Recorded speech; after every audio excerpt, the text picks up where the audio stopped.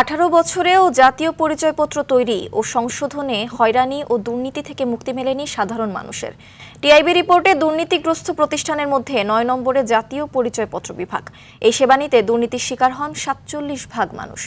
গড়ে 2,342 টাকা ঘুষ দিতে বাধ্য হন একজন নাগরিক। সচিব বলেন, এসব অনিয়মের কারণে গত 6 মাসে অনেক কর্মকর্তা কর্মচারীর বিরুদ্ধে ব্যবস্থা নেওয়া সহ চাকরিচ্যুতিও করা হয়েছে। আতিকা রহমানের রিপোর্ট। জাতীয় পরিচয়পত্র সংশোধনে অনিয়ম ও হয়রানির অন্যতম উদাহরণ গাজীপুরের শ্রীপুরের নাসিরউদ্দিন। সংসদ নির্বাচনে ভোট দিতে গিয়ে জানতে পারেন ভোটার তালিকায় তিনি মৃত।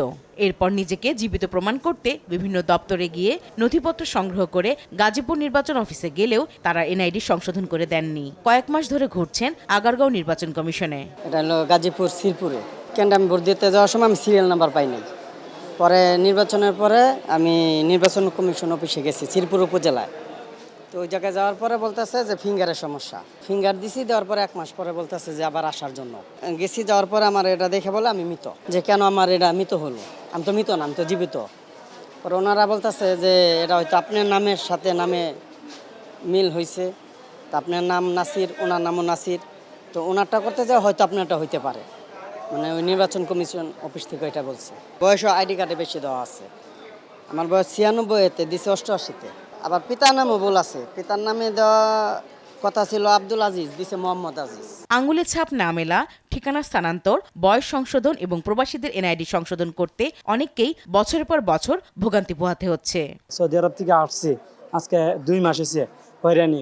আমার জেলা ব্রাহ্মণবাড়িয়া, ব্রাহ্মণবাড়িয়া গেলে ঢাকা আগারগাঁও আসেন, আগারগাঁওতে গেলে ঢাকায় এরকমভাবে হয়রানি করতেছে। আমার এনআইডি কার্ড সংশোধন, আমার পাসপোর্ট হইতেছে না। রংপুর বিভাগ, দিনাজপুর ডিস্ট্রিক্ট, খানসামা উপজেলা থেকে আসছি। 1 বছরে আমি এ যাবত 5 বার আসছি এখানে। ফাইল জমা দিয়ে যাই, বলে যে মেসেজ যাবে। 1 বছর ধরে আমাকে ঘোরাচ্ছে, হয়রানি করতেছে। মেডিকেল সার্জনের প্রত্যয়নপত্র, ওয়ারিশন সনদ, এসএসসি সার্টিফিকেট, এসএসসি সার্টিফিকেট, অনার্সের সার্টিফিকেট এবং কোড এফিডেভিট। নামের জন্য আমি 2 বার আবেদন করেছিলাম এখানে। কাগজপাতি সবকিছু করে থেকে এফিডেভিট আনছি, নিজের জন্ম নিবন্ধন আনছি, স্কুলের সার্টিফিকেট, সবকিছু অ্যাকুরেটভাবে 2 বার আবেদন করছি, তাও ক্যান্সেল করে ফেলাইছে। সিনিয়র সিটিজেন, বয়স 70-এর উপরে। তা আমি আসছি যে আমার আঙ্গুলের ছাপ কাজ করে না। সিনিয়র সিটিজেন, বয়স্ক, তাদের এই ব্যাপার এনওসিটার জন্য খুব তাড়াতাড়ি এবং যেদিন আসে ওই দিনই দিয়ে দেওয়া যায়, এই ব্যবস্থাটা করার জন্য। মোহাম্মদ বাসানোর জন্য আমি অ্যাপ্লিকেশন করলাম আরও 3 মাস আগে। কপিটা জমা দিয়ে গেলাম, বলে মেসেজ যাবে, মেসেজ যাচ্ছে না। তো আমার ছেলে 9-এর নাম লিস্টি করবে, মেয়ে ইন্টার নাম লিস্টি করবে, কিন্তু এটা জরুরি দরকার, পাচ্ছি না, ঘুরতেছি। আমার এনআইডি কার্ডের মধ্যে একটু বয়সে বেশ কম ছিল। আমরা দীর্ঘদিন সৌদি আরব থাকি, 31 বছর। এখন অনেক কষ্ট করতেছি, যার শেষ নাই। একবার ডিস্ট্রিক্টে পাঠায়, একবার চাঁদপুরে পাঠায়, একবার এখানে পাঠায়। আমার 4টা বাচ্চা নিয়ে ওইখানে থাকি, শুধু নামটা নিয়ে অনেক কষ্ট পাইতেছি। জাতীয় পরিচয়পত্র সেবার বড় ধরনের অনিয়ম ও দুর্নীতি চিত্র উঠে এসেছে ট্রান্সপারেন্সি ইন্টারন্যাশনাল বাংলাদেশের রিপোর্টে। দুর্নীতিগ্রস্ত প্রতিষ্ঠানের তালিকায় এনআইডি বিভাগের অবস্থান 9 নম্বরে। এই সেবা নিতে দুর্নীতির শিকার হন 47.4% মানুষ। তথ্য পরিবর্তন করতে 75.5%, নতুন আইডি কার্ড ও স্মার্ট কার্ড সংগ্রহ 39.8% মানুষ দুর্নীতির শিকার হন। সর্বনিম্ন একজন মানুষ 2,342 টাকা ঘুষ দিতে বাধ্য হয়েছেন। 72.4% মানুষ প্রতিষ্ঠানের কর্মকর্তা কর্মচারীদের ঘুষ দিয়েছেন। দালালকে দিয়েছেন 23.2% মানুষ।